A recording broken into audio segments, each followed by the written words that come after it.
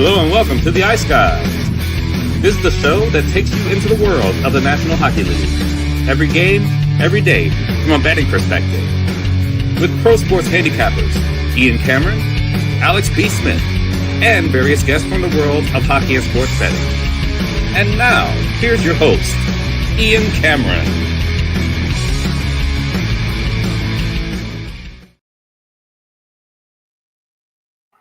Looks like Merrick and Goalie. It's going to be a goalie fight. Belkar and Goalie is fighting. Oh, the fists are flying. And Goalie hitting. So is Belkar. They're making their fists go crazy. Belkar the takedown. And Goalie and Belkar. What an absolute fight that was. That was brilliant for the two. A goalie fight in the GOJHL. Mamma mia! Mamma mia, indeed. Welcome to the Ice Guys, Saturday, January the 11th. Ian Cameron and Ryan Robinson with us in the musical chairs of finding a guest for yours truly on Saturday. We landed on Ryan Robinson. Terry was a late scratch. He had an appointment. It was going to be him initially. We asked Mikey. He's working.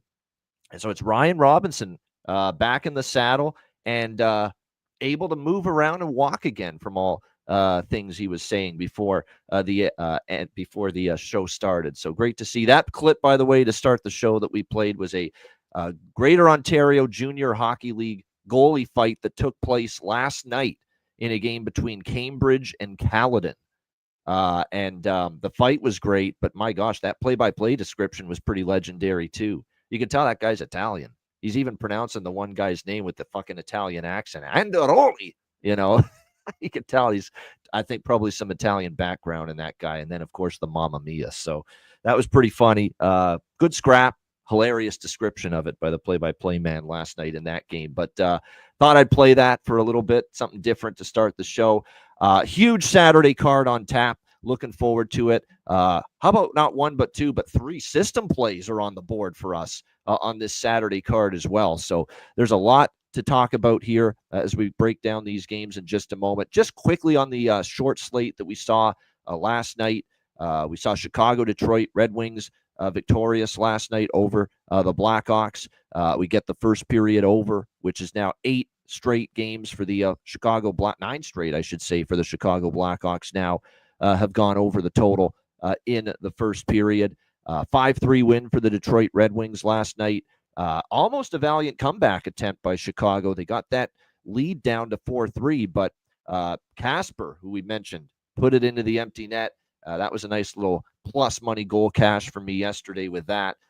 Detroit with the 5-3 win over Chicago, and they keep on rolling under Todd McClellan. Since losing the first game with McClellan behind the bench against the Toronto Maple Leafs, they've now rolled up 6 straight victories since. So definitely some positive vibes right now for the Detroit Red Wings. Some not so positive vibes for the Vancouver Canucks as they get shut out, blanked 2-0 last night by the Carolina Hurricanes and Dustin Tokarski, and manage a measly 14 shots on goal in the loss to the Carolina Hurricanes. Rick Tocchet frustrated, saying you got to hit the net, and I 1,000% share his frustration. Watching that game, it was like not a single player, defenseman, or forward for Vancouver remembered where the hell the net was when they shot the puck. I mean, it was unreal how many wide shots, missed nets they had when they attempted a shot last night in that game against the Carolina Hurricanes. So, their offensive precision and execution is just not there consistently right now, the Vancouver, which is shocking because they got Elias Pettersson back last night. They've had Quinn Hughes back for a few games, and yet that's what they're able to muster, 14 shots on goal. Not very good. Carolina, though, credit to them. They get back-to-back home wins in consecutive nights. A 2-0 win there over the Vancouver Canucks. We cashed the best bet. We thought they were live, and they indeed were. The Montreal Canadiens, a 3-2 overtime win against the Washington Capitals. Great performance by them, and they totally deserved the win. It was an even first period, but after that, I thought Montreal carried the play, dictated the play. They outshot Washington 23-11 the rest of the game. And what a defensive play by Lane Hudson in overtime to start the rush and the attack the other way. And Nick Suzuki, the captain, finishes it off for the 3-2 overtime win. It was an awesome win for the Montreal Canadiens, and they continue to put together this tremendous resume of beating some of the best teams in the NHL.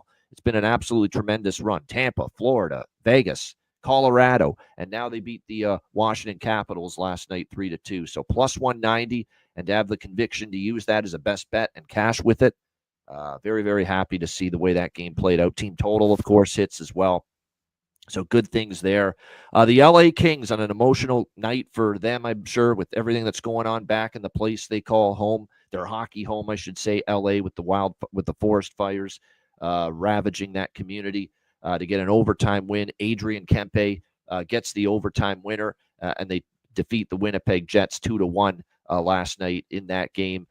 Good victory there for the LA Kings in that one. And, of course, Adrian Kempe with the heart icon LA on Twitter X after the win. So you could tell, played with a little, win one for the city of LA after the horrifying week they've had to endure. And then the Utah Hawks, it figures, right, that tweet of mine with the Georgiev first period thing record goes viral. And, of course, after that, that's the kiss of death. You knew that was going to be the night where finally they actually won a game, a team with Alexander Georgiev in net in the first period.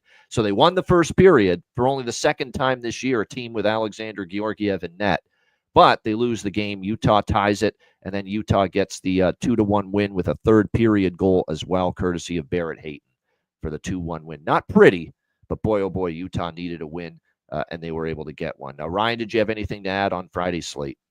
Yeah, I tailed Alex for that Kings money line.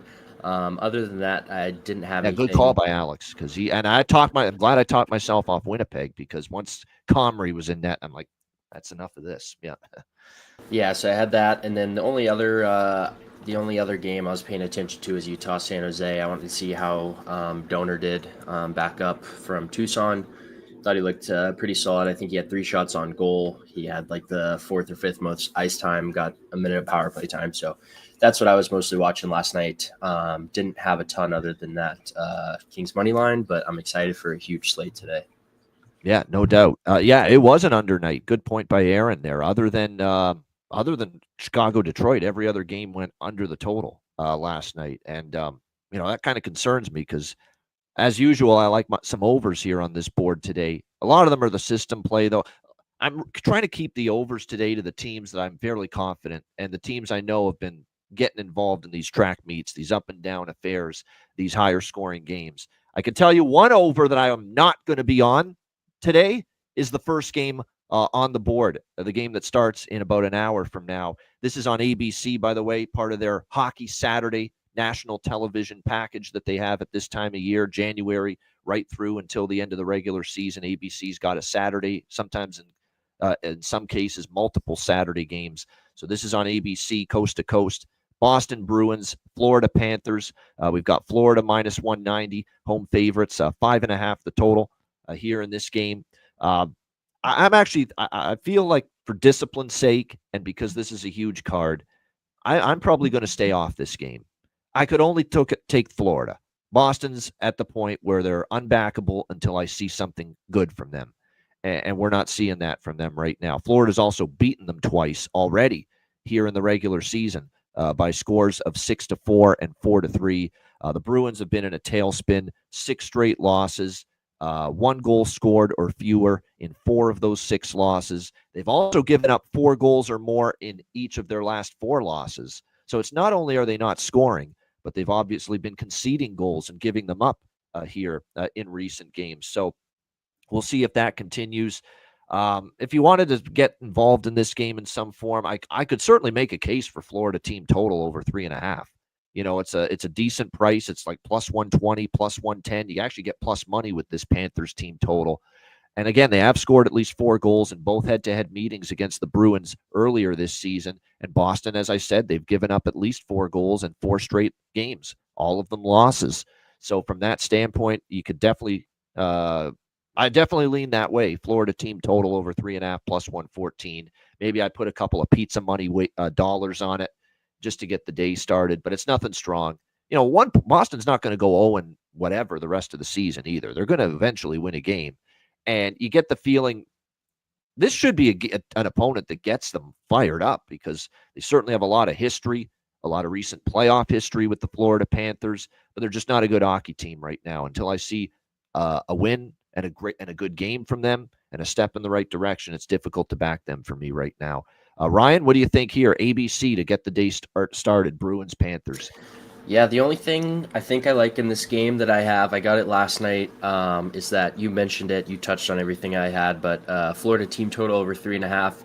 I got it at plus 110 last night. I think it's moved a little bit since then, but they scored 4 goals and 6 goals against Boston this year. Boston's obviously given up 4 more in 4 straight games, so I think that's worth a look. I know Florida's already beat them twice, but it's in Florida. It's a day game. Boston's struggling, so give me Florida team total over 3.5 here. Yeah, that's probably what's the scary stat. There you go. Florida 1-6 this year, says Rich H, on 2 days rest, which they have here. They played Wednesday night, obviously, against Utah on the road. Is that an issue? Is a little complacency? Maybe just that's another thing too. You take it for granted with Boston down and out, and another thing too about Florida. They've been a win-loss type of team lately. They haven't won 2 in a row since before Christmas. So, can they do it here? And they've owned Boston this year. We'll see if they can do it. That's why I just got enough unsettling vibes about this game, to lay low on this or keep it very small on the Panthers team total. That's just the way I feel about it. And then as far as props go, Verhaeghe has got this. The one I like for Florida is Boquist. I think Boquist has value. Boquist has been really noticeable. You're getting good value with him. Adam Boquist plus 950. That's definitely worth a dabble to me. He's getting chances. He's starting to produce a few points for this team. So Adam Boquist plus 950, a real long shot for a goal prop. Definitely interested there. All right, next up, this is also an afternoon game at 4 p.m. Eastern, Seattle and Buffalo. Buffalo minus 135, home favorites, 6 the total, shaded to the under. Just like I said about the last game with the Bruins and the Panthers, very much how I feel about the Bruins, I feel about the Kraken. Until I see something from this team, they're not a backable team to me.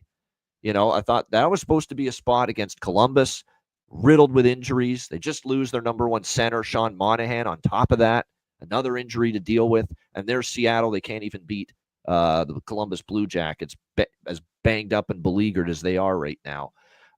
So this is Buffalo or pass for me. Minus 135 is never a price I'm all that fond of, taking Buffalo, but there's nothing that can get me to Seattle. I got to see it before I believe it with them. They have not played good hockey. They've struggled defensively, obviously. Their offense has kind of sputtered at times. They've missed Joey Decord badly. Keep seeing that he's close to returning.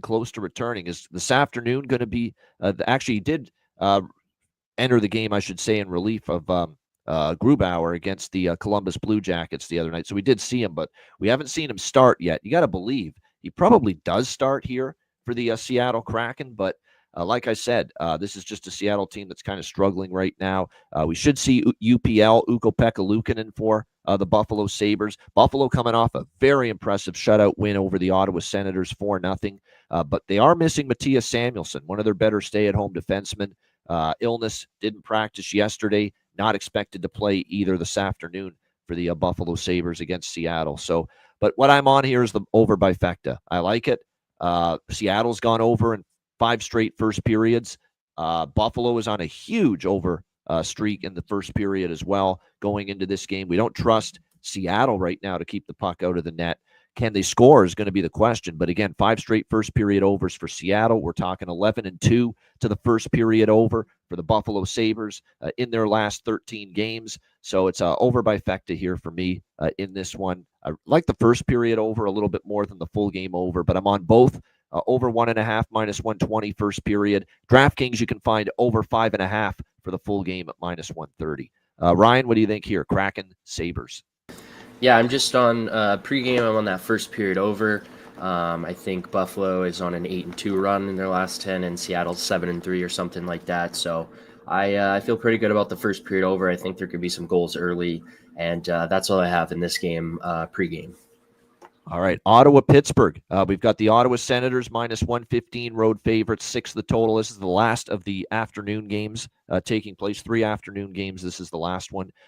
We've got Ottawa, like I said, slight road favorites here in this game. Ottawa misses Linus Ullmark badly. He can't come back fast enough for this hockey team. It's been a struggle without him. And, what's funny is Ottawa was putting together that tremendous streak and run of play going into Christmas. And Ullmark was on his game, and the team was playing great team defense, and everything was starting to click for this team. Ullmark goes down, and now they've gone 1-6 in 7 games since then. It's been a rough go, without a doubt. He went down to injury in that Edmonton game. And then, of course, that they lost that game. And like I said, 1-6 now in their last 7 games. They get shut out for the second time in their last 3 games by the Buffalo Sabres, 4-0 in their last game. So not exactly what you want to see. We'll see how this one plays out here. Kind of feels like there's a circle the wagon spot for a desperate Ottawa team. And they are playing a Pittsburgh team that the way this season has gone for the Pittsburgh Penguins, when they have one of their best wins of the season, and that Edmonton 5-3 win the other night was probably one of their better wins, you don't want to be betting on them the next game after that. They have been not a team to be trusted to withstand prosperity and put together 2 good games in a row. The question is, can we trust Ottawa's goaltending, and can we trust them to kind of snap out of their funk? It looks like Levi Merilainen is projected to get this start, and I agree with that. It's not all on Anton Forsberg, but clearly you're not winning with him. Not all his fault, because you can't win if you don't score, and they have been shut out in 2 of the last 3 games, Ottawa, but they're also not winning with Forsberg here, and he hasn't been great. Give Merilainen a chance, and Merilainen's been good at times. He actually has had a couple of good starts. He was very good against Minnesota. They beat the Wild 3-1. He was solid in a losing cause against Edmonton. But he's also had a couple of starts where, he gives up 4 to Vancouver, struggles a bit, gives up 4 to Dallas in the last start that we saw Merilainen. So he's been a little bit Jekyll and Hyde up and down. But what's it hurt at this point when you've lost 6 of your last 7 to give him a chance? Because it's not clearly like Forsberg has given you a win after win after win lately. That's not been the case. So I don't mind the decision at all for Travis Green to give Levi Merilainen a look in net here for this game. We've got the system play obviously in effect here. Ottawa shut out by Buffalo 4-0 in their last game. So it's an over by Fecta here as well for me in this game. Over 1.5 first period, over 6 for the full game. I'm also going to sprinkle on Ottawa here, though, at minus 115 in this game. I just feel like this is, low point. Get on the road, bond together, really dig in and try to get yourself out of this rut that you've been on. And I don't trust Pittsburgh off a good game. They've been not a team that follow up a good game with another one all season long. So I'm going to sprinkle on the Ottawa side here, minus 115. I'm on the over by Fecta with the system play, obviously. And I think I might sprinkle on the draw as well, because you look at both of these teams. Pittsburgh's gone to overtime or shootout in 3 of the last 4 games. Ottawa obviously went to overtime against Detroit. They're still, for the most part, playing a lot of 2-goal, 1-goal games prior to the loss to Buffalo. And more importantly, this series history, Sens versus Pens, 3 straight games have gone past regulation between Ottawa and Pittsburgh. So 4 bets here. Over by Fecta, Ottawa, and the draw. Ryan, what do you think here? Ottawa, Pittsburgh. Yeah, I like the first period over just because, especially Ottawa was shut out last game. They're going to want to have a fast start and come out hot. I might go against you and Matt here and just take a small shot on Pittsburgh.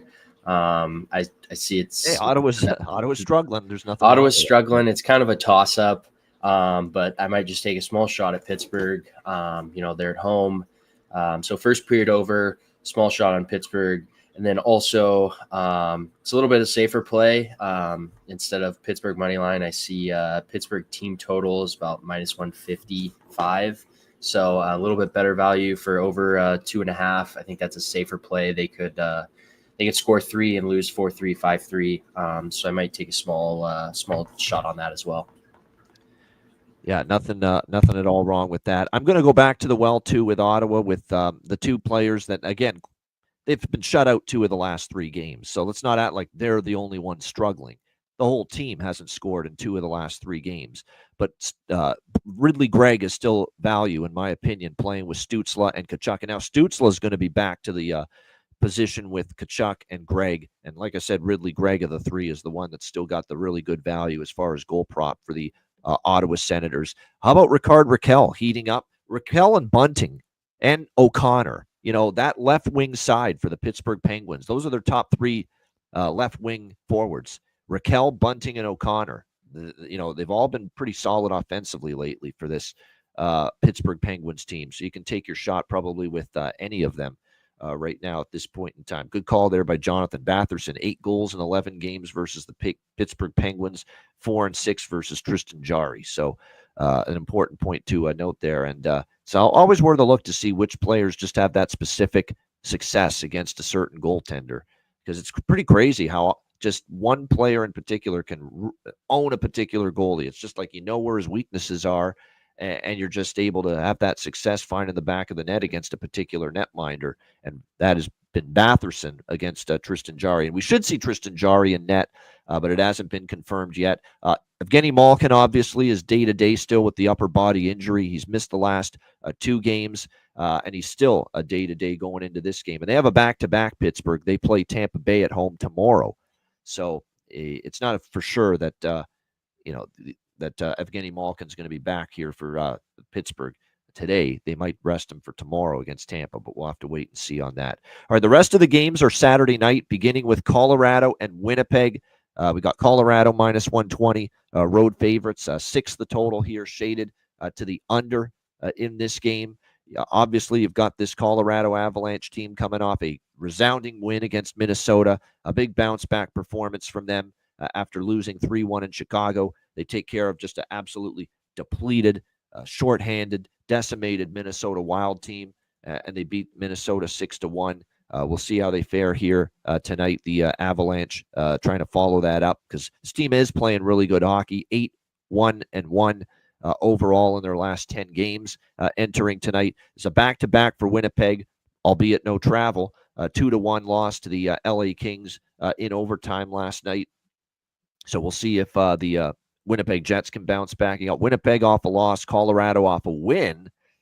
2 teams that are battling for supremacy here pretty much in the Central Division right now. That Central Division race is something else, because you got Winnipeg 59, but you've got Colorado, Minnesota 56, but Colorado only 6 back, Dallas only 6 back. So it ends up being an important 2 points here maybe for the Winnipeg Jets. And they saved Connor Hellebuck for this game here tonight against the Colorado Avalanche. So it's going to be, because it was Comrie last night against LA. Hellebuck in net tonight for Winnipeg. We should see Mackenzie Blackwood. Why wouldn't it be him for the Colorado Avalanche in a game of this magnitude? I'll be honest, I lean Colorado here, but Winnipeg off a loss back at home, looking to avoid 2 straight home losses here. It's a lukewarm feel for me. Lukewarm opinion. That's the way I would phrase it here on Colorado in this game. I'd actually lean to the under in this game. I mean, Hellebuck's going to want to play good, and Hellebuck was just stupendous when he faced Colorado in this building way back in November. It was a 1-0 shutout win for the for the Winnipeg Jets. Now, I know the last game between these teams was New Year's Eve, and Colorado did go over the total, but I get the feeling that this one could be a bit of a goaltending battle. Hellebuck, trying to get this team back on track after losing last night, and good luck betting overs with Mackenzie Blackwood starts right now. He has been that good for the Colorado Avalanche. Entering tonight on, he's picked up now 7 victories in his last 8 starts. This is the 5th time in those 5 times in those 8 games. He's allowed just 1 goal. He hasn't allowed more than 2 goals in 10 straight starts. How about that?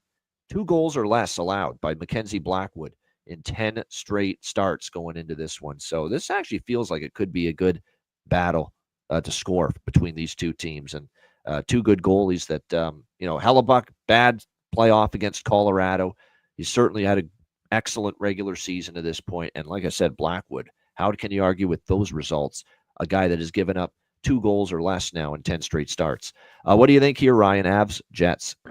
I lean Winnipeg plus 100, especially with, Hellebuyck's going to want to, like you mentioned, have the team bounce back after losing last night.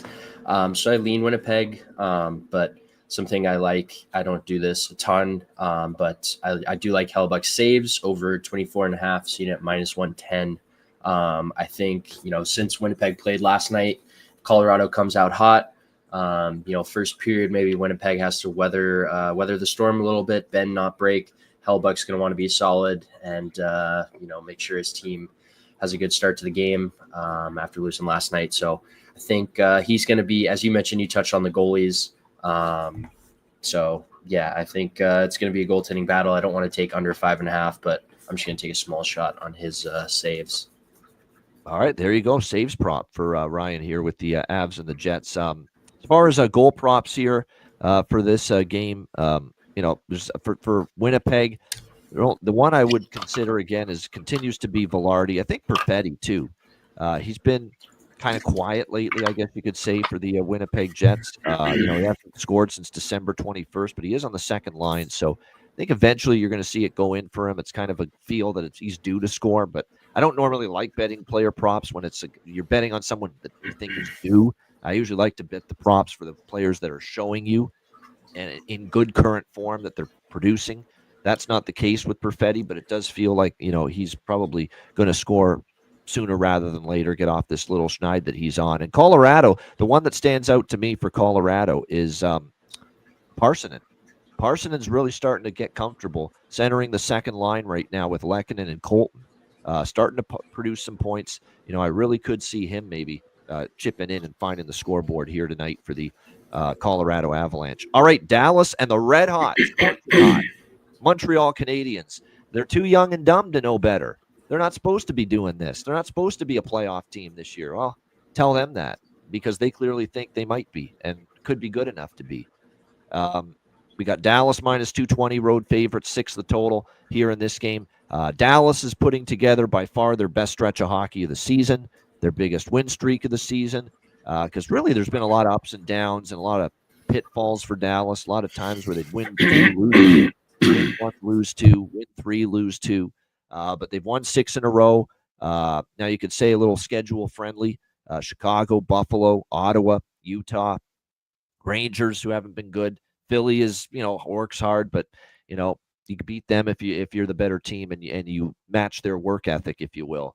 So the schedule hasn't been chock full of, behemoths here during this 6-game win streak here for the Dallas Stars. The question is Montreal a behemoth? They're a behemoth in the short term.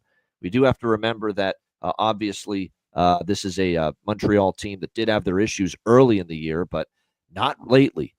8-2 for Montreal, their last 10 games, and they have beaten and they have faced a resume of teams that is as impressive as it gets. If you were to say to someone, hey, this team is 6-1 in their last 7 games, okay, that's fine. Who have they beaten?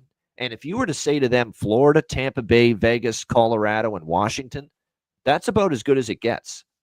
You can't really do much better than that as far as quality of opponent that they have managed to beat here in these last several games. So what they are doing is spectacular.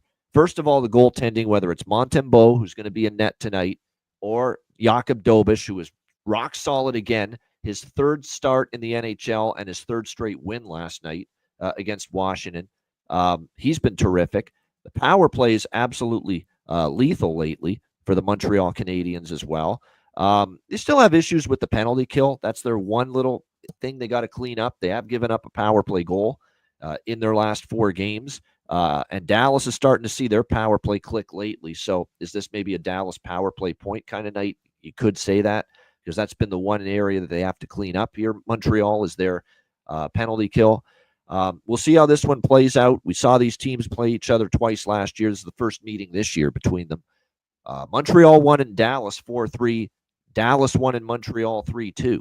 Both games were close. Both games were competitive, 1-goal games. Here's where I stand here. We've been on Montreal a couple of times now, right? Took them against Vancouver. I took them as a big dog against Colorado. I thought, and the Vegas game on New Year's Eve, we sprinkled on them there. We took them against Tampa. I think the only game I wasn't on Montreal on this run was the Florida game. I didn't jump on them that early. But then we saw the Tampa game. Gensel was out, and it was Tampa in a tricky spot, starting a road trip after that. And I took Montreal that night. It was 5-2. The Vegas spot was just, hey, we're going to roll with it now. They're feeling good, beating good teams. We took them against Vegas, and obviously Colorado, Vancouver, Washington. So we've been riding Montreal. I would say if you've been riding Montreal, it doesn't hurt, win or lose, to maybe ride them again. And that's what I'm doing here, plus 180. Now, Dallas has the rest advantage. Totally get it. Dallas is playing awesome right now. Totally get it. Jake Ottinger should be in net, obviously, here tonight as well. Sam Montembeault should be the netminder here for Montreal. Totally get it. But you're, again, plus 180. Montreal has stepped up to the plate every single time against the best teams on their schedule lately. Again, this is definitely a schedule advantage for Dallas. They're playing really well. I don't like this. Not going to be best bet like last night. Trust me, on Montreal. But I think at plus 180, plus 190, again, with Montreal getting this kind of a great price, I'm going to sprinkle on them here and the draw in this game. There you go. Habs and draw. Sprinkle for me. Albeit, we got to give Dallas their props. They're playing great right now. Certainly very capable of going into Montreal against a team on a back-to-back coming in and beating them. But boy, oh boy, it's one of these deals where, again, if you haven't been riding Montreal, maybe not take them tonight. But if you have been riding Montreal like me the last few games, this is a price that's good enough to bet, win or lose. That's the way I see it, with the way they've played against these good teams. And there's Jonathan saying, pumping up the confidence level, I guess you could say, of taking Montreal tonight by putting in the chat that they are 5-2 on the second night of a back-to-back this year, the Montreal Canadiens. So they've been good in this spot more often than not. Ryan, what do you think here? Your Dallas Stars taking on the red-hot Montreal Canadiens. Yeah, if there's one thing Ian Cameron's taught me, it's don't step in front. Don't go against a team when they're on a heater and they've won 4 or 5 in a row. And my own advice with that, because I know they're playing. They're playing their best hockey. So both these teams are red hot. Obviously, I the value in Montreal with how well they're playing, plus 180 is solid. I totally understand taking them. I like this spot for Dallas because Montreal played last night. They're on a back-to-back. They had a big win over Washington. They got to come back and play Dallas. Dallas is rested. But I don't. There's no value in minus 218, so I'd have to look at either puck line or a team total. So pregame, not really sure. Might just stay out the sides. But in terms of player props, I mean, you can't go wrong. It's like they have 2 top lines lately. Robertson, Hintz, and Dodonov have been great, and then Johnston, Duchesne, and Ben have also been great. So, I mean, any number of those guys, their goal, point, assist props. Dodonov might have the best value out of them just because, he's not as big of a name as some of those other guys. But I've been riding with those props. I'm going to go back to the well with those guys. They've been hot. So, yeah, that's pretty much it for me. If Dallas gets down 1 or 2 early, I might look to take them live, but I'm just going to enjoy the game from a sides perspective because both teams have been so hot, and then take the props that have been working for me. All right, there we go. Yeah, there are. I actually think this could be, because Ottinger is starting to get going a little bit. Remember, he had a bad run there, at some point in December. So it'll be interesting to see, if he can continue to, find that. Because we know he can find that form again, and he'd better find that form soon consistently again because, that Four Nations face-off is coming up, and he's going to be a part of that there for Team USA. But definitely he's been showing signs of the old Jake Ottinger starting to get back on track again here. Yeah, I think this could be an under too because I was shocked to see that Montreal in the last calendar month, they're top 10 in shots against. They're 6th in expected goals against. And I'm not a big advanced metrics guy. You notice that I rarely use advanced metrics in my analysis. And it's not that I don't appreciate them, and I do like to know what they are. But so many times I see NHL bettors, doesn't matter who it is, but there's people that marry themselves. They basically get the engagement ring, put it on the finger of the advanced statistics and the analytics, and they say, well, this team is first in expected goals for.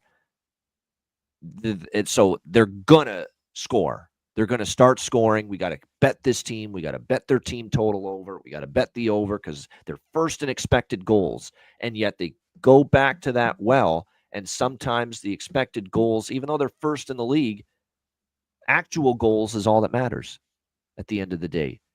And you can be first in expected goals. I've seen this before. Teams are first in expected goals in the last month, but they've scored 2 goals or less in the majority of those games. Whether it's bad puck luck or whether it's not an ability to fit. That's the other thing, too. The expected goal stat can't account for a quality finisher on the other end of those expected goals chances, I should say. It doesn't account for that. Sometimes you're just a shitty finisher. You have these chances, you have these great opportunities, and you just can't bury them consistently. So that is why I'm interested in what teams are doing, expected goals, for and against, high danger chances, for and against. I'm interested. But am I going to base my handicapping and my betting decisions on it? No, I'm not. And I haven't been that kind of a bettor in my entire life when it comes to the NHL, or really the other sports as well. And I'm not going to start. Because a lot of times you're going to pound your head against the wall saying, well, I got to bet this because the analytics say they're first in expected goals for, or they're first in expected goals against, or they're last in expected goals for. And it just does not pan out. You're saying, well, this team should be scoring more than they are. I got to be betting them and betting their overs. And then they're still not scoring. And then but you keep going back because the expected goals tell you it's going to change. And sometimes it doesn't change. I'm telling you. I've seen it for years. It doesn't always change.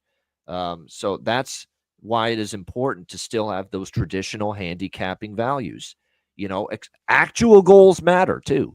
More than that, not just 2. They matter more than expected goals.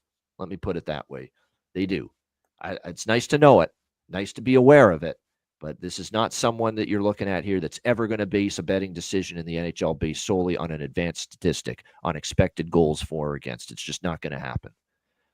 So there's my little diatribe on that. But as far as this game goes, as far as props go for Dallas and Montreal, when you look at what we have seen, Dadonov has been someone I've talked about constantly, that with the top line, that being there with Hintz and Robertson, he's worth a look. Wyatt Johnston starting to heat up. I know there's a Maverick Bourque, Montreal, going back to Quebec, Plessisville, Quebec. There is where he's from. Going back close to home. So maybe it's a night for him to strike and find the back of the net. So I don't mind any of those looks. For Montreal, Cole Caulfield again last night scores. We talk about it. He's been absolutely outstanding. We'll see if he can keep it rolling. I still like the value you get with the likes of Heineman and Evans on the fourth line. They've cooled off a little bit, but yeah, Caulfield's just a scoring machine right now for Montreal. All right, Tampa Bay and New Jersey. We've got the New Jersey Devils minus 140 home favorites, 6 the total here in this one. Tampa Bay, bad road trip, but they got back home, used home cooking and Amalie Arena to their advantage, and they get back-to-back home wins against Carolina and Boston after the rough 3-game sojourn in California. But now they go back on the road where, again, we're starting to see this crap again with Tampa Bay, where it's 13-6-1 at home. It's a losing record of 9-10 on the road for the Tampa Bay Lightning. So, can they get the road performances to get where it needs to be here? The Devils coming off a very disappointing 3-2 loss to the New York Rangers in overtime, putting an end to a very disappointing overall road trip, going just 1-5 on that 6-game road trip. The only win was a 3-2 win at Seattle, and Markstrom bailed their ass out in that game because I thought Seattle probably deserved a better fate. I'm not laying -1. I don't know if I'm taking Tampa either, because Tampa's had road issues lately, but I don't want to lay $140 with New Jersey in this form and coming off a long road trip. That being said, they're off a bad loss to the Rangers. I do expect them to show up. It's a pass for me. Ryan, what do you think here? Lightning, Devils. Yeah, I'm taking a small chance on Tampa Bay, plus 120. I know they've had some road struggles, but I just kind of gut feeling I'm going with Tampa here. They have owned New Jersey, by the way. And that's something I forgot to mention with Ottawa-Pittsburgh. Ottawa has owned Pittsburgh. Ottawa's won like 5 or 6 straight against Pittsburgh. And here in this matchup, Tampa Bay's won 5 straight against New Jersey. And this year they played twice. Tampa won 8-5 here in New Jersey and 4-0 shutout over New Jersey and Tampa Bay. So they have definitely had the better of it here over the New Jersey Devils this year. And I would say the value is probably on the Lightning here. They're in the better form, albeit those were at home, those 2 wins. Haven't been as great on the road. But New Jersey minus 140 now in their form. I don't know what's wrong with them. It's just their offense is not clicking. And John Massey pointed this out. We have a great group chat. John always finds, because I think John watches a lot of Rangers, Devils, Islanders because where he's located. And he's noted that they're not clicking on their passes and just the puck precision, the passing, the puck movement, knowing where your teammate's going to be, just those little things that make you a sharp team offensively. They're lacking those details. They're lacking those things right now, the New Jersey Devils, in some of their recent games. So, again, that's why they've also scored just 2 goals or less in 5 of their last 6 games. All 5 losses, they haven't cracked more than 2 goals. And their high water mark in goals scored was 3 in the 1 win they've had in their last 6 games against Seattle. So that's the issue right now. This is not supposed to be the problem for New Jersey offense, but lately it has been. And we'll see if they can correct that. Markstrom is confirmed in net here for New Jersey. Andrei Vasilevsky is projected in net for the Tampa Bay Lightning, but not confirmed as of yet. As far as goal props, I keep saying it. If I'm going to look at a couple players for New Jersey, Cotter to me is the one that's Paul Cotter is the one that's kind of stepped up.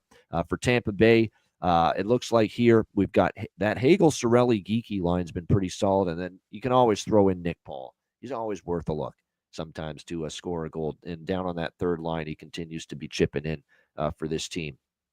Stefan Nason, yes, for Aaron, pointing out 3 goals in the last 4 games versus Tampa Bay. So, he's not on the show, but he is in the chat, Matt Robinson. So maybe one of those signs that Stefan Nason does score tonight. All right, Edmonton and Chicago. We've got the Oilers minus 400 road favorites, 6.5 the total. My gosh.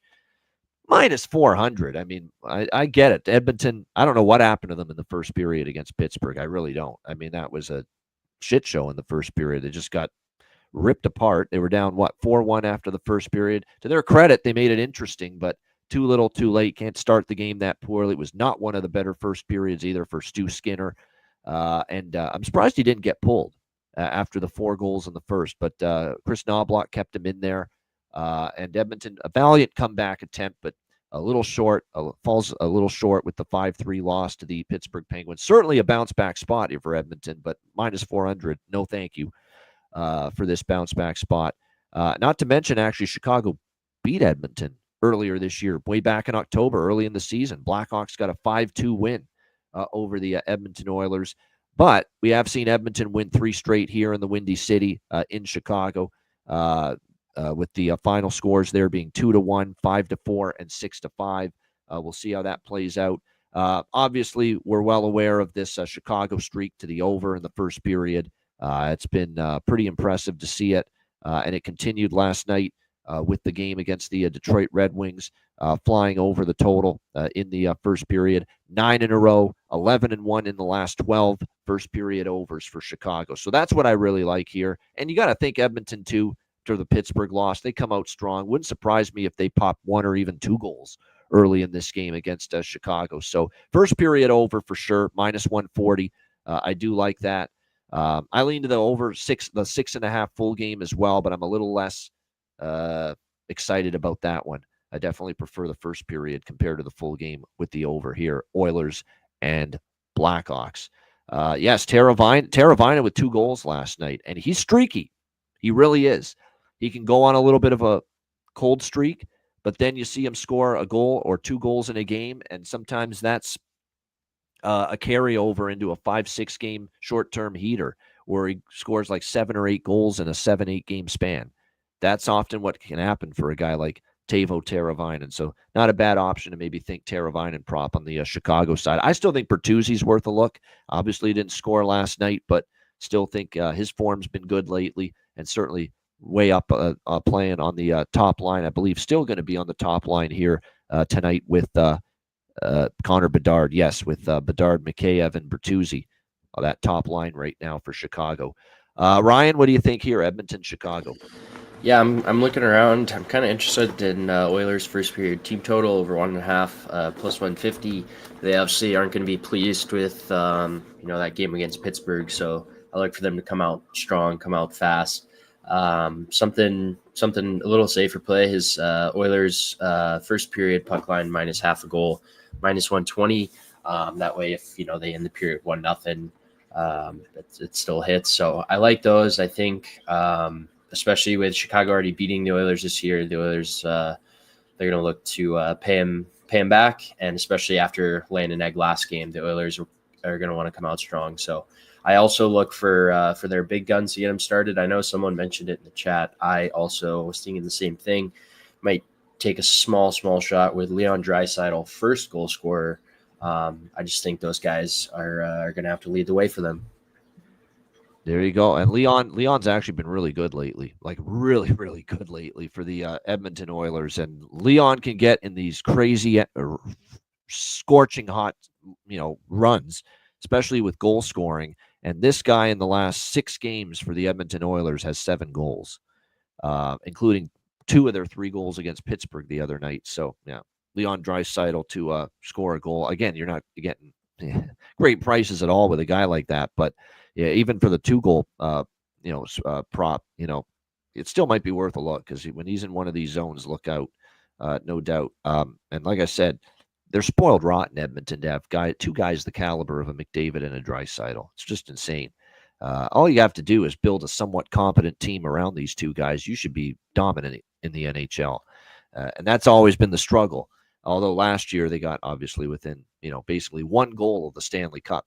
Losing in 7 to the Florida Panthers last year. All right, we got Columbus and St. Louis. The Blues minus 180, home favorites, 6 the total in this game. A Blues spot for me, in my opinion. They lost in Columbus, by the way, last weekend. Exactly 1 week ago, last Saturday, they lost 6-4 in Columbus. This is a nice little bounce-back spot, I believe, for St. Louis here. They didn't like the way they played in Minnesota, in Columbus, those 6-4 losses. They bounced back strong, pounded the Anaheim Ducks 6-2 in their last game. We're in a recent run for St. Louis where they're either scoring a bunch of goals or they're giving up a bunch of goals, and sometimes a combination of both.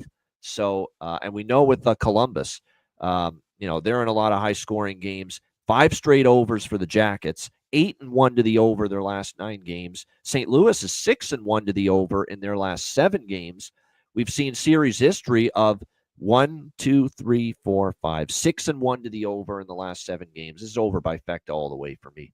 And I'm going to add St. Louis team total in this one as well, over 3.5, because I do think they get the win. I do think they bounce back. Columbus, we know, not the same team on the road, and they are beyond decimated still.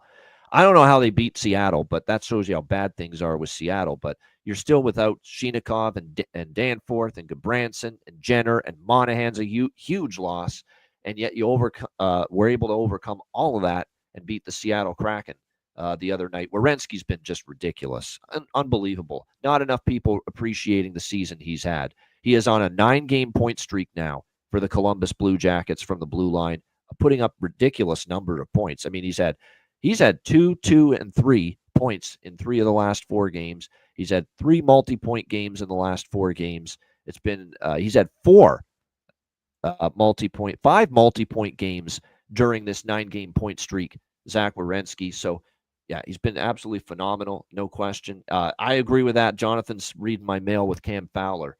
Why not here, Cam Fowler? +7. He's been shooting the puck quite a bit.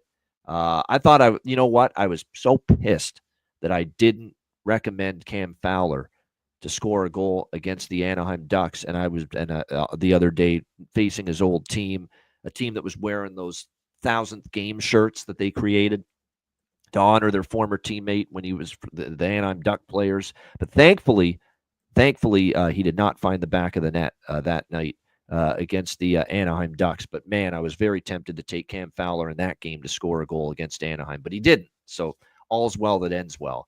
But, yeah, St. Louis team total for me here in this game. I think they get to 4 goals here. Jet Greaves, by the way, Jet Greaves is going to be the starting goalie tonight for the Columbus Blue Jackets. That's Ray Bryce, friend of the show, Ray Bryce. That's his old teammate with Kalamazoo Wings in the East Coast Hockey League. They were teammates there for a bit. Shout out to Ray Bryce. Hopefully his coaching is going good with Michigan Tech. He's a coach now. Wishing him well with that.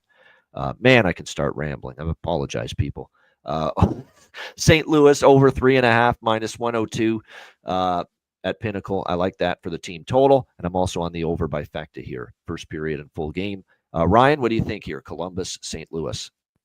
Yeah, I don't love anything in this game, and with how many games there are tonight, there's spots that I really like, so I'm going to pick my spots, and this just isn't one of them, so I'm going to stay off this game. This game's a pass for me. All right, nothing wrong with that. All right, Vancouver and Toronto. Canucks Leafs. We've got Toronto minus 180, home favorites, 5.5 the total in this game. Wow. 14 shots on goal, not going to get it done if you're the Vancouver Canucks last night. I actually couldn't believe what I was watching. You've got this prime opportunity. You got Dustin Tokarski there. Put the fucking puck on net, man. I mean, and they couldn't do it. They were missing the net like crazy. It was unreal. No wonder Rick Tocchet was so expressive after the game, talking about we got to start hitting the net. Yeah, no shit. I mean, that's unbelievable last night. You've got a chance here against a goalie that, let's test him, and you put 14 shots on goal in 3 periods against him last night. So, yeah, they better generate more tonight if they're going to have a chance here against the Toronto Maple Leafs. Toronto team that's coming off, I think, one of their worst games. They haven't had many, but certainly that was not great against Carolina. It was not one of Joseph Woll, one of his better games. In net. I thought he had a couple of goals that, wow, when he's on, you just never see some of those goals go in. They are giving him a rest, though. Very interesting move here by Craig Berube, because it's not a back-to-back for Toronto. They don't play tomorrow. But in spite of that, they're just, give Joseph Woll a little break, let him catch his breath a little bit. I think that's kind of the thought process here. Dennis Hildeby is going to get the start here in net for the Toronto Maple Leafs tonight. The Hildebeest, who I thought was excellent in his last game. It's probably one of his best starts since he's been with the Leafs in a starting role. It was the Philadelphia game at home last weekend. He played very, very well in that game. He gave up kind of a soft goal early to Forster in that Philadelphia game, but after that, he really turned it up, and he was really solid from that point on in that game, and gave the Leafs a chance to get the job done and win that game in Toronto. So I thought he played pretty solid in net. Can he build on that is the question. Toronto's the better team. Toronto's off a loss. I ain't betting against Toronto, but you are talking minus 180. It's a big price, not the value you're looking for. Very important. Elliot Friedman posted about this. Canucks had to fly out of Carolina early this morning because of a flight delay down there in Raleigh. That makes things even more difficult here for Vancouver. Back-to-back, Toronto's waiting in the wings here. Awful loss to Carolina. It certainly feels like it's Toronto or pass for me. You could do Leafs in regulation. Aaron says Leafs in regulation for him, minus 120. Vancouver's been an over magnet, but this may not be the night to trust them to be an over magnet. And the one thing I will tell you about this recent series history between these two teams is that for the most part, Toronto never wins in Vancouver. Vancouver never wins in Toronto. That's kind of the way it's been here for this series history. Toronto goes out to Vancouver. They lose almost every single time. Vancouver goes to Toronto. I think they have one win in Toronto at least. Toronto never wins in Vancouver. I think Vancouver maybe has one win against Toronto in the last handful of meetings. But for the most part, Toronto has won here at home against Vancouver. So it's Leafs or pass for me. You could talk me into maybe Leafs -1. I think I would do the -1 at around even money with the Leafs instead of regulation, because Vancouver seems to draw people into these tight games, but definitely feels like a really tough spot for Vancouver. It does, especially now knowing that not only do they have to stay the night in Carolina, their flight this morning got pushed back by 1 hour. So flying into Toronto day of game is not a bet-on situation with a team that obviously not playing their best right now. And that's shocking. Even with Hughes back and Pettersson back last night, still had that kind of performance. What do you think here, Ryan? Canucks, Leafs? Yeah, I lean the Leafs here. I don't hate their -120 in regulation, especially with the mess that Vancouver's had to deal with travel. And then something else I like is the first period Toronto puck line, -half goal, +130. I think Vancouver might start slow. Obviously, having to travel this morning. Someone's saying they don't get in until almost 1 o'clock. So, that's a long day, especially playing a back-to-back. So look for Toronto to start off early. And you know what? It is a system play. Yes, Rich. I almost forgot to mention that. Unbelievable. There's 3 system plays, by the way, today. We already talked about Ottawa against Pittsburgh. This game, Vancouver against Toronto. Now, the only concern is, again, Vancouver's got to generate more. But that should be the focus, at least going into this game after getting shut out by Carolina. Because all Rick Tocchet wanted to talk about last night was the missing the net the way they did. So the focus should be getting the offense going tonight, which is good for betting first period over, full game over in this game. And I will point out, we've seen 2 straight overs in the series with the Canucks and the Leafs. Both meetings last year went over. It was 5-2 in Toronto for the Leafs. It was 6-4 for Vancouver, for the Canucks in Vancouver. So both games went over the total. So I am on that, of course, over by Fecta here with the system play in effect.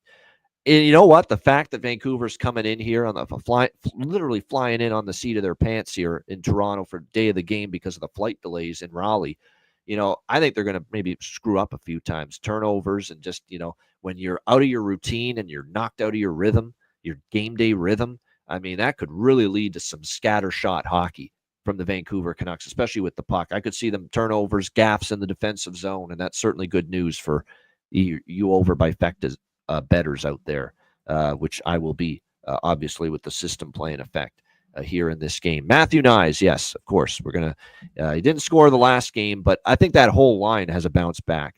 They were playing so good for the Leafs, and then they had like one of the worst games they'll probably ever have against the Carolina Hurricanes. I think they were a collective double-digit plus-minus rating, the 3 of them, Marner, Matthews, and Nyes in that game. So they're going to be looking to bounce back here. I think all 3 of them probably have a better game for the Leafs. Nicky Robertson, maybe go back to the well again. Now, a lot of his goals have been on the road. One thing that you got to point out with Nick Robertson, and I remember mentioning him in before the Carolina game, when this guy gets scratched and he gets put back into the lineup, he has been unbelievable at scoring the first game back in the lineup. He's been ridiculous at that, Nick Robertson. That is something to file away for future reference. And he did it again against Carolina the other night. So keep that in mind, that this is just, like I said, it's been pretty amazing, to see just the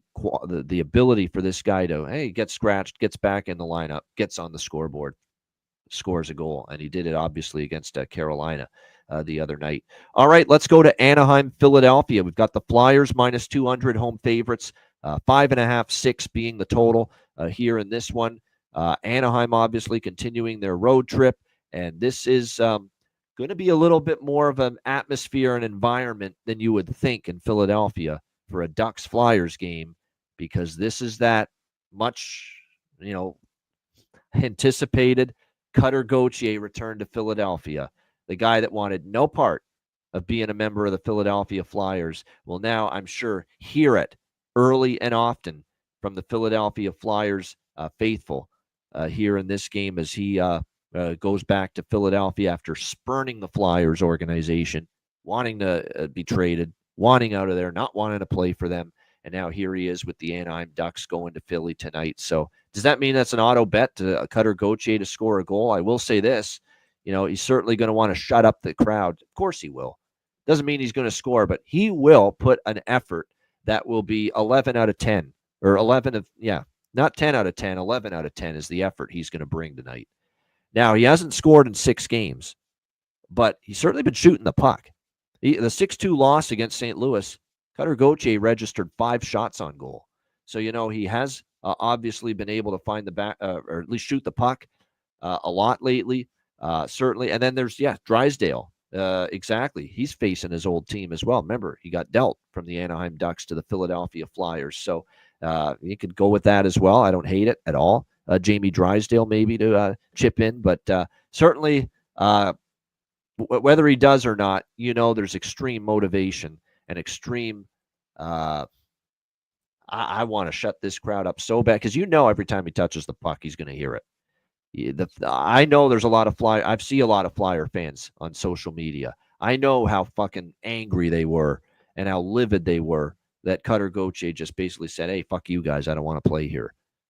So, I definitely think he's going to want to, and he's going to hear it.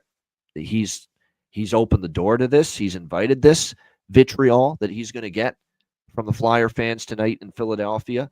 But that means he's probably going to want to shut him up and score. That's definitely the storyline in this game. Anaheim's lost 2 in a row after that little 4-1 stretch. Philly just can't get out of their own way. They lose 4-1 to Dallas. They had 2 hard-fought losses to Toronto.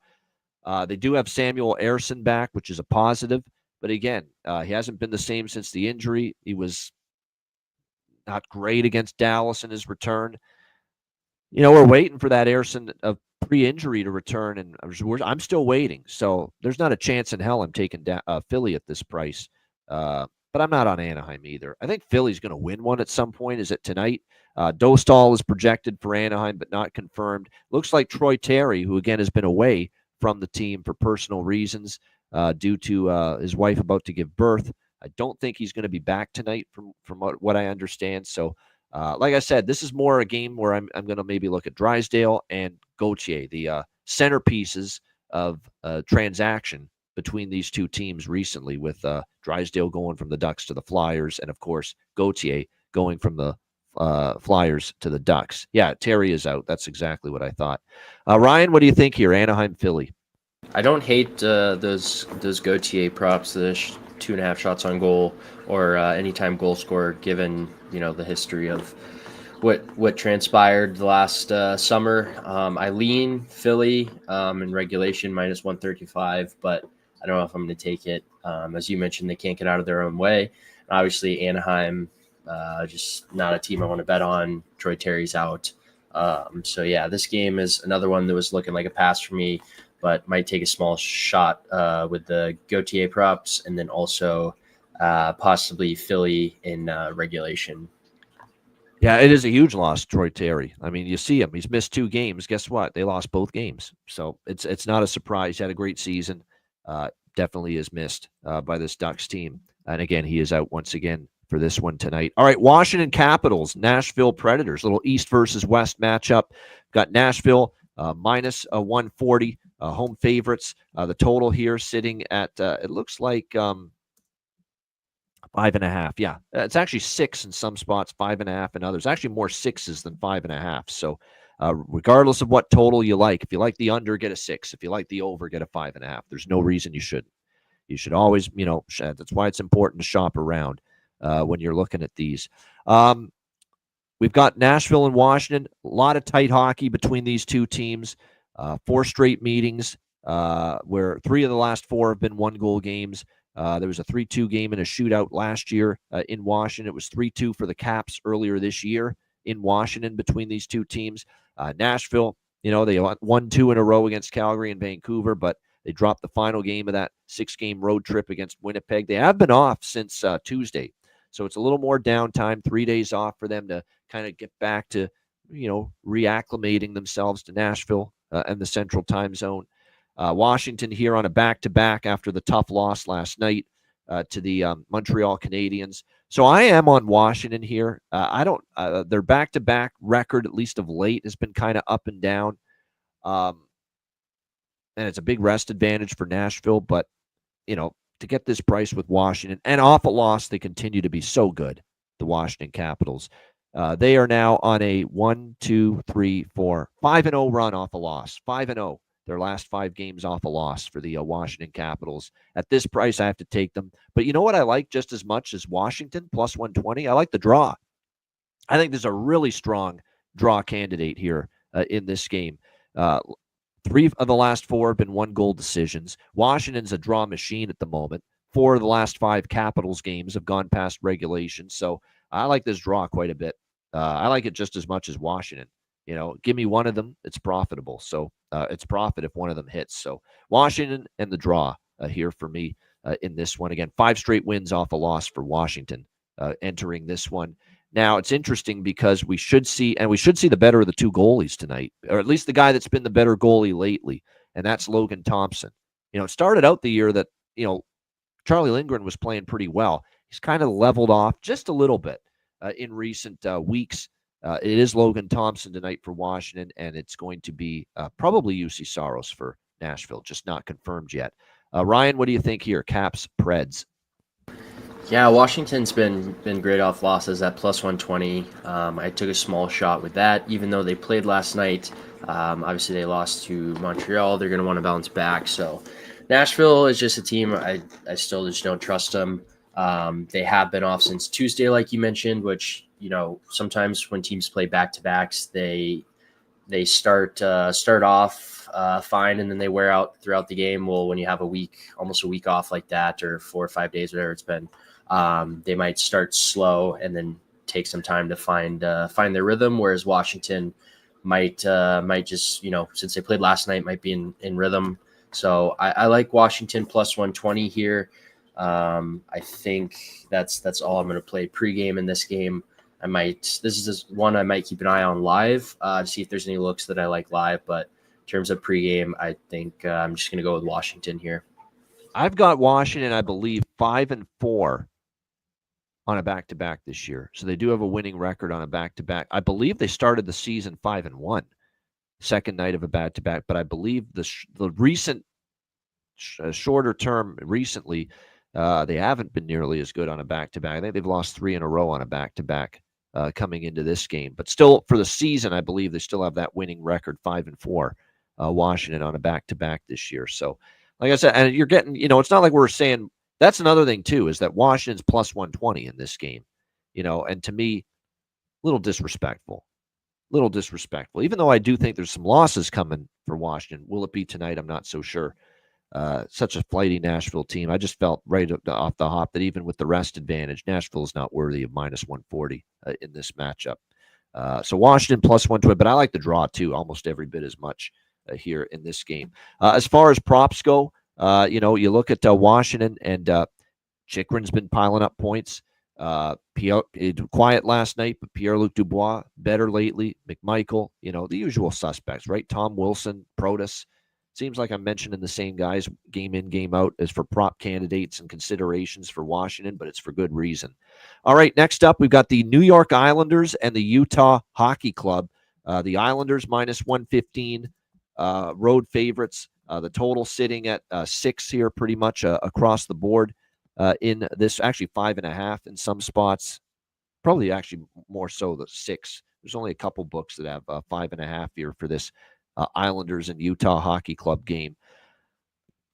I mean, what do you do here? I mean, you got Utah on a back-to-back, and they did beat San Jose 2-1, and the Islanders with the rest advantage, but Islanders coming off a stunning win against the Vegas Golden Knights, not only beating Vegas and the Golden Knights, the red-hot Golden Knights in Vegas, but shutting them out 4-0. And that's exactly why I said the day we previewed that Islanders Golden Knights game, I didn't feel good about Vegas. I didn't. I had that bad feeling this was going to be a dud from them, and it sure was in that 4-0 loss to the Islanders. Give the Islanders credit, but they still got outshot 30-21. It was one of Ilya Sorokin's better games. He was really good in net. Expected to be in net here tonight for the Islanders, but not confirmed. Big news for the Utah. Now, they've been without, obviously, Dylan Guenther for a bit, but sounds like Connor Ingram, who we have not seen in a very long time, is ready to come back. He's been recalled from Tucson in the American Hockey League, back with the Utah Hockey Club. We have not seen him play since November the 18th. So it's been nearly a 2-month absence for Connor Ingram. And it sounds like he might be in net here tonight for the Utah Hockey Club, make his return. You know how that could go. You never know how sharp they're going to be, when a goalie's been out for that length of time. The Islanders have trended under all of a sudden for their last 5, or Utah, I should say, 4 of their last 5 games have gone under.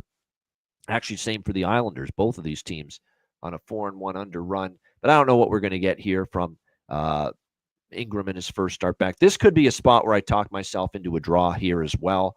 I don't really want to take the Islanders because this is such an Islanders spot to shit the bed after just get that huge win against a great Vegas team, come right back and stink it up tonight against Utah. It would be so Islanders to do that.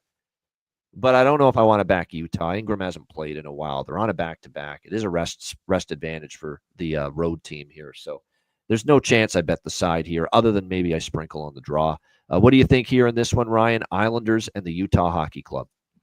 Yeah, I'm taking a small shot with Utah here. I know they had a solid win last night. I'm taking them to win 2 in a row. I'm also going with my former captain, Josh Doan, anytime goal, plus 425. He's on that second line. I watched most of the game last night. He looked solid. He was getting chances, Yeah, had I 3 agree with shots that. on goal, getting, solid ice time, good minutes. So I'm rooting for him hard, and I'm going to take his Utah Hockey Club here. Yeah, this is definitely. I would expect certainly um, him to. I think he's going to score sooner rather than later. I thought he was noticeable last night. It's not like he didn't score because he wasn't doing much. No, he had chances. You could tell he had.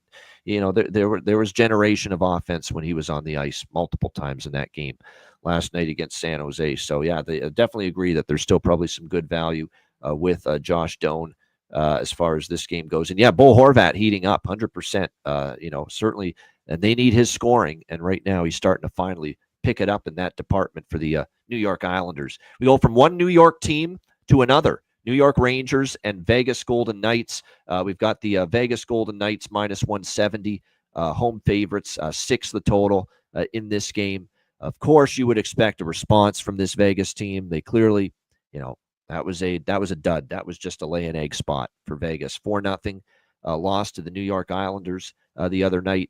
I'm just going back to the last time they were off a loss like that at home. It was 6-0 against Utah. They did win the next game against Edmonton. They actually only won 1-0. It was a 1-0 shutout for the Vegas Golden Knights against Edmonton when they were coming off probably the next worst home loss they've had, which was that Utah loss 6-0. So we'll see how this one plays out. But I certainly think, Rangers could be walking into a hornet's nest here at T-Mobile Arena. All that being said, the Rangers have won 3 of their last 5.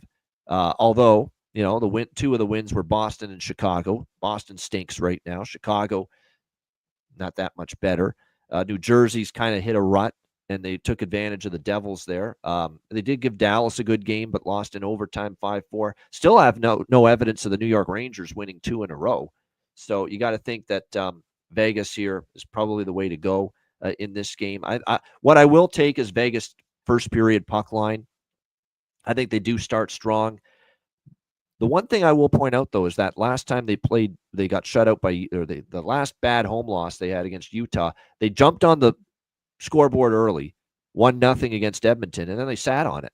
It ended 1-0, and they needed some great goaltending as well from, I believe it was Aiden Hill that night, and he was terrific in net. It should be Aiden Hill tonight, but it hasn't been confirmed yet. Igor Shesterkin expected for the New York Rangers. So the Vegas in a bounce back spot is not that we can automatically take their team total, at least for me. Sometimes they win these games 2-0, 2-1, 3-1. And that's the concern here. I would lean with the Vegas team total over, certainly, but I like the first period puck line more. I think Vegas gets the lead. Vegas comes out, doesn't screw around in the first 20 minutes, not after the way they played against the Islanders. Get the lead early. I expect them to. And you're getting a nice price, plus 160 for Vegas first period puck line, -0.5, which is my favorite stance here on this game. And, of course, we've got the system play with Vegas off the shutout loss. So we're definitely on that first period over, full game over as well for the Rangers and the Golden Knights, with the Vegas Golden Knights blanked by the Islanders. This is the third and final game with the system play in effect. It's Ottawa versus Pittsburgh. It's Vancouver versus Toronto. And it's this game, Vegas versus the New York Rangers. So first period over, full game over as well. System play in effect. Rangers, Golden Knights. Ryan, what do you think here? New York, Vegas? Yeah, I'm taking Vegas to bounce back in regulation, -110. I think they're going to be solid. New York had to travel, obviously, across the country, so I'm taking Vegas in the spot. Like it. Vegas Vegas team total over. I'll probably end up sprinkling on it potentially. So again, we'll see how that goes. But again, you will hopefully. And Boston just scored, by the way. So there you go. Bruins 1-0 against the Panthers. So a nice little start for them. Again, Florida. I knew I didn't love Florida in this game. For that, just they haven't been at their best either. Like even the Utah game, that was just one of those games that was close, and And you know what? Bruins might be galvanized too because Marchand put out I shouldn't say put out the fires. I got to stop using, red hot and all this fire reference with the stuff going on in LA. But Brad Marchand put out put it to bed with the ridiculous reporting that was being done that him and Pasternak hated each other's guts, and that apparently they were making it up that there was a falling out with Marchand and Pasternak, and that's a big reason why this team is not playing well right now at this point in time. And it was some Rich Keefe, I believe was his name, that reported that there had been a falling out with Pasternak and Marchand, and basically Marchand saying, no, that couldn't be further from the truth. And just saying, reporters have to stop doing that, putting out falsities like that. So, well, maybe that, after that came to light and Brad Marchand addressed it publicly yesterday, maybe that galvanizes Boston today, and we'll see. It's early, though, but they do have a 1-0 lead over Florida. All right, next up, we got 2 games left, L.A., Calgary. We've got the Los Angeles Kings. Actually, Calgary now a slight home favorite. This was L.A. as a road favorite. It's kind of moving in the Calgary direction right now. Minus 110 both sides, 5.5 being the total here in this game. Back-to-back spot for the L.A. Kings, coming off the 2-1 win against the Winnipeg Jets. Even though it's a significant rest advantage here for Calgary, because Calgary hasn't played since Tuesday night in Anaheim. 3 days off since then, and that was a 3-2 win for them in overtime against the Ducks. Meanwhile, you've got LA here back-to-back. But keep in mind, because of the postponements of the previous Calgary-LA game in LA, yes, it's a back-to-back for the Kings, but prior to last night against Winnipeg, they hadn't played since Saturday. So it's not like they've had to face a rigorous schedule with a ton of games the last week. Even though there's a back-to-back, they should be fresh, quite honestly. Relatively fresh for a back-to-back compared to certain other teams in this situation because, they've only played, that was their first game since last Saturday. And, with the emotions of what's going on back home in LA, I don't want to step in front of that, and they played a real hard effort road game last night to beat a very good Winnipeg team. And you kind of feel, and look, they've won 5 in a row, and their road record is starting to improve a little bit. And we know they've been awesome at home, but there's, this road trip is probably a good thing for them. Come together, play hockey, play good games, and try to give, some level of solace to the folks back home. But, it's a lean to LA for me, but I'm not in love with betting it, though. I'm not. We'll have to see who's in net, though. I just don't want to step in front of the Kings, though. David Riddick, probably, because it was Kemper last night, and save Riddick for his former team, the Calgary Flames, kind of makes sense. It should be Dave Riddick tonight. Dustin Wolf, and that's another thing, too. Dustin Wolf in net. I don't like going against that guy, especially at home. He's been awesome, especially at home. It'll be Dustin Wolf in net. And again, 4-1, .915 save percentage in his last 5 starts. The numbers at home for him have been very strong as well. So, yeah, this is a lean to LA, but that's it. Just a lean. I don't think I'll be betting the side here. Probably lean under with the total. What do you think here in this one, Ryan? Kings Flames. I'm with you. I lean LA, but I'm not really taking a side here. Obviously, LA on a back-to-back. I don't love Calgary either, but something I do like, I'm going to take a chance on is Blake Coleman anytime point. See that about plus 100 even money. He is from Plano. He's a guy like Nason. I grew up skating with Coleman in the summers.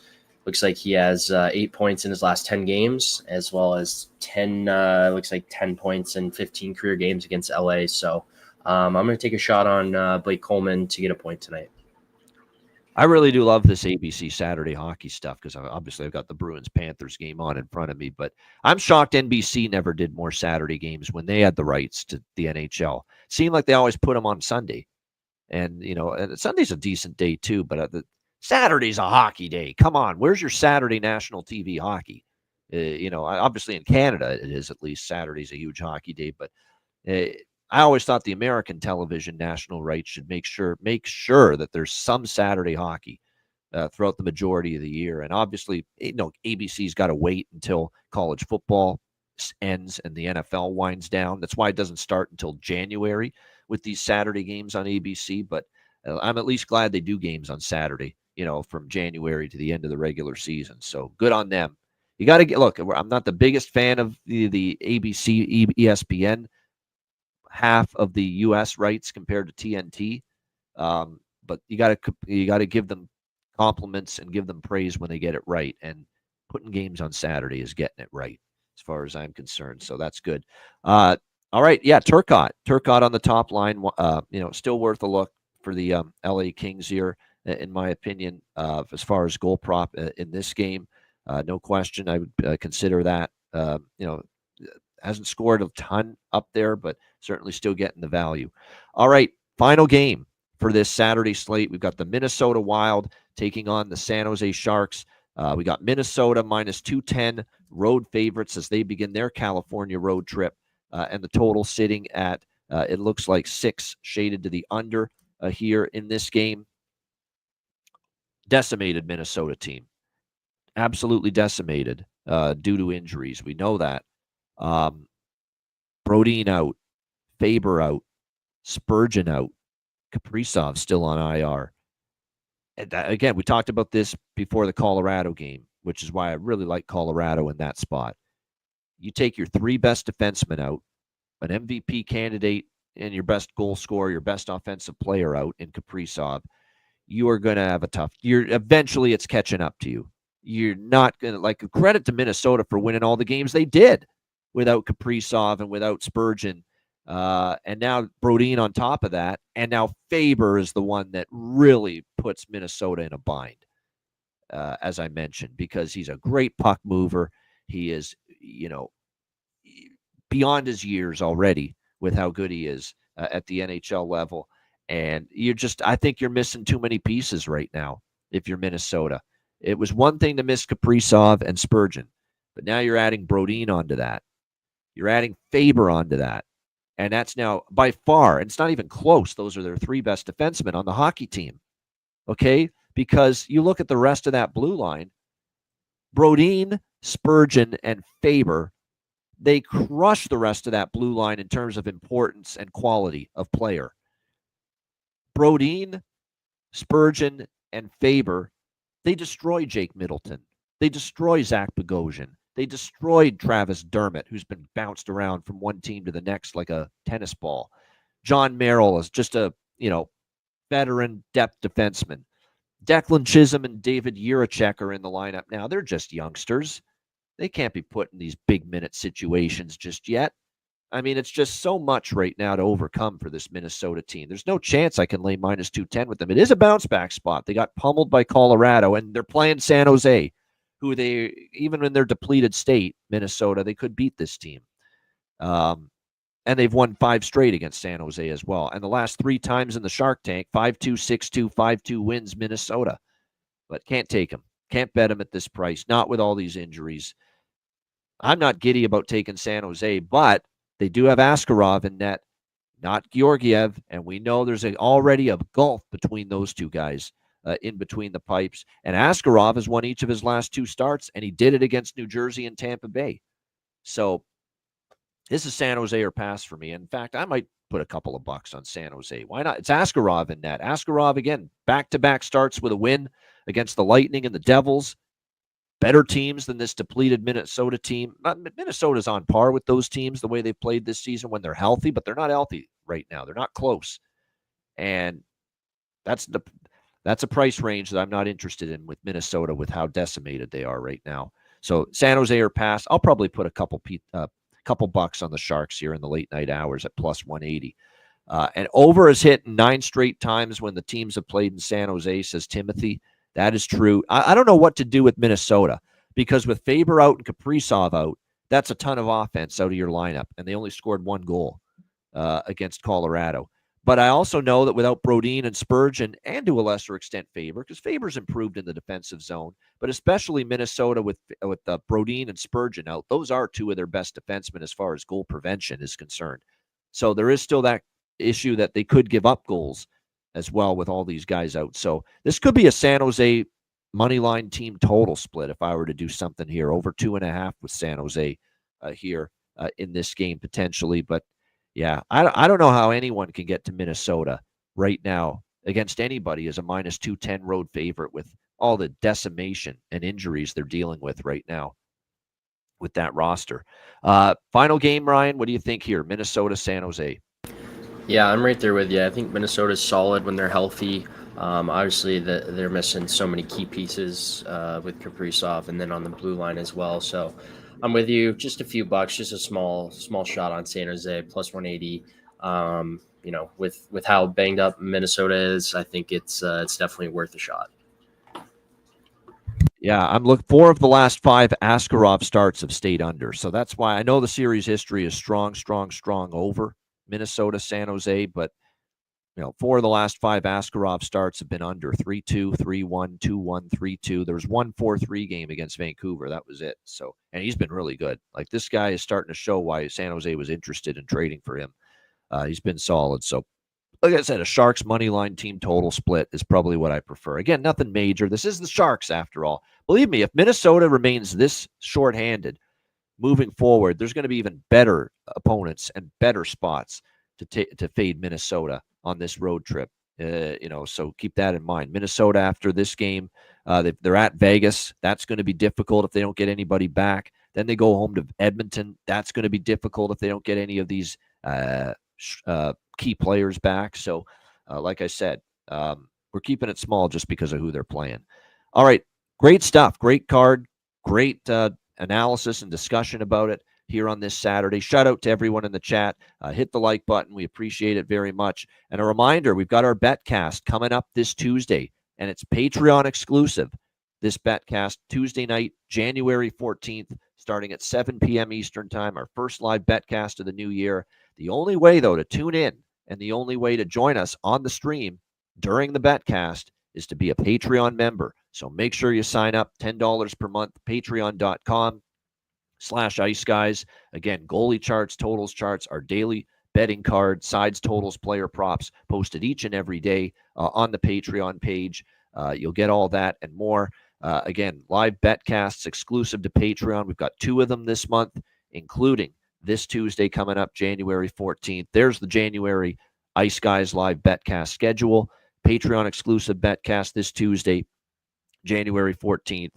And then January 21st is our free-for-all, open to everybody, live Betcast, Tuesday, January 21st. And then another Patreon exclusive live Betcast at the end of the month on Tuesday, January 28th. So again, for the Patreon exclusive live Betcast, make sure you join us, become a member, $10 per month. And again, your subscription fee goes a long way to keeping the show going in the long run. $10 per month. Sign up at patreon.com/Ice Guys. And again, check out the Ice Guys store as well. Get your Ice Guys gear and your merch right now at iceguys.myspreadshop.com. Through this weekend, they're offering free standard shipping with all purchases, all orders at the Ice Guys store. So make sure you check that out at iceguys.myspreadshop.com. All right, bargain bin special of the night and best bets coming up in just a moment, right after we hear from our great Ice Guys sponsors.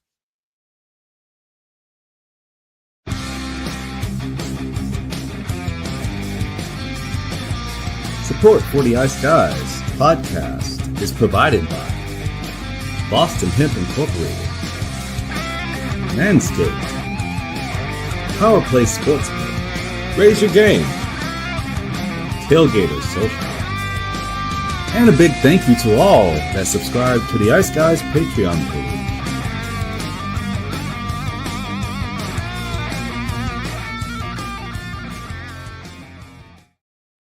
Everyone loves a perfect pair. Bacon and eggs. Thunder and lightning. Mario and Luigi. A hot dog with fries. Ian and Alex B. That's right. Everyone loves a perfect pair. So why not pair up your game nights with Boston Hemp? From exotic flower to concentrates and edible products. You'd be hard-pressed to find a better pairing than Boston Hemp and hockey. Check them out today at bostonhempinc.com. That's bostonhempinc.com. Boston Hemp Incorporated, the official smoke sponsor of the Ice Guys. Void where prohibited by law. Not available outside of the United States. Must be 21 or over to obtain products. Check your local regulations to see if Boston Hemp is available in your area. All right, shout out to all our great Ice Guys sponsors, including Boston Hemp Inc. Get 20% off all orders on the website using the promo code IceGuys at bostonhempinc.com. All right, we've got Bargain Bin Special of the night. Obviously, this is a monster card. Yes, one game is on off the board already, Boston, Florida, but we've still got another 14 games to choose from here on this Saturday slate. Just an absolutely massive slate of games, one of the biggest of the season. Ryan, we'll start with you. What do you got tonight for the Bargain Bin? Yeah, so I got a play that I feel good about. It's in the Dallas-Montreal game. It's a hometown kid, Maverick Bourque, anytime goal. It's his first time playing an NHL game in his home, where he grew up. So yeah, I really like that play. I'm looking for the best price. I know it's plus 475 on DraftKings. Trying to see if there's anything with better value. But yeah, I like that plus 475 Maverick Bourque. He found the back of the net last game. He's looked like he's starting to find his stride in the NHL and looks more and more confident each game. So I'm going to take a chance with that hometown kid. There you go, Maverick Bourque going back to Quebec with the Dallas Stars taking on the Montreal Canadiens. Maverick Bourque plus 475 for Ryan Robinson and his Bargain Bin Special of the night. My Bargain Bin Special of the night, let's do it. Let's go with Cutter Gauthier. Let's do it for the Anaheim Ducks to try to silence the angry mob, if you will, that will likely dawn upon Philadelphia tonight for that game to boo him every time he has the puck on his stick.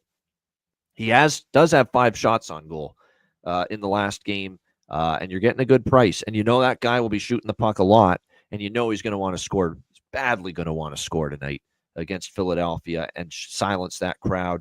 There's no better feeling than when you know these guys are booing your ass the whole night and you silence them and score a big goal. Or if you're in football, you score a big touchdown, whatever the case may be. You silence the crowd that's on you throughout the entire game. So, and look, the goals haven't been there, but he has been shooting the puck a lot. The shot volume has been there. So, Cutter Gauthier for the Anaheim Ducks, plus 460 on FanDuel. We will go with that for my Bargain Bin Special of the night. All right, best bets. I don't know if I can top Montreal plus 190 with my best bet from last night, but we'll certainly try. Ryan, we'll start with you. What do you like for best bet? Yeah, this one was tough for me. I went back and forth. I like that Seattle Buffalo first period over. I like Toronto first period puck line, but I'm going to go to that Colorado Winnipeg game, and I'm going to take Winnipeg Jets plus 100 as my best bet. I think they bounce back. Hellbuck's going to have a solid game, and yeah, that's my best bet for today. All right, there we go. Liking it there with the Colorado there and Winnipeg best bet for Ryan Robinson. My best bet, gosh, there's a lot to choose from here. Man, these days with all these games are very, very difficult as far as bets. Let's do the I told you there's like 4 choices rattling through my mind right now. Seattle Buffalo over 5.5. Let's do that. Minus 130. We'll do the full game. I like the first period as well, but I like the full game as well. The series history has been pretty strong over as well with the Kraken and the Sabres. Seattle Buffalo over 5.5 at DraftKings. You can find 5.5 minus 130. Over 5.5 minus 130. Seattle Buffalo for my best bet here for this Saturday NHL card. All right, that's a wrap. Shout out to everyone in the chat. Hit the like button on the way out. We cannot wait for our Betcast coming up on Tuesday. Looking forward to that. A reminder, the Ice Guys is live 7 days a week, Monday to Friday, 2 p.m. Eastern, Saturday and Sunday, noon Eastern. And if you can't watch the show live, download the Ice Guys podcast in audio form on all major podcast platforms. For Ryan Robinson, I'm Ian Cameron. Have a great Saturday. Enjoy the games and good luck. And we will be back with you tomorrow on Sunday, noon Eastern, for another edition of the Ice Guys.